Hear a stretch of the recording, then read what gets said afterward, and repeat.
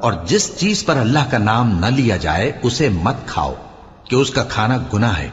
और शैतान लोग अपने रफीकों के दिलों में ये बात डालते हैं कि तुमसे झगड़ा करें, और अगर तुम लोग उनके कहे पर चले तो बेशक तुम भी मुशरिक हुए।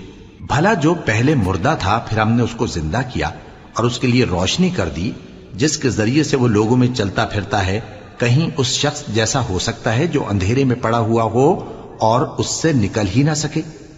इसी तरह काफिर जो अमल कर रहे हैं वो उन्हें अच्छे मालूम होते हैं।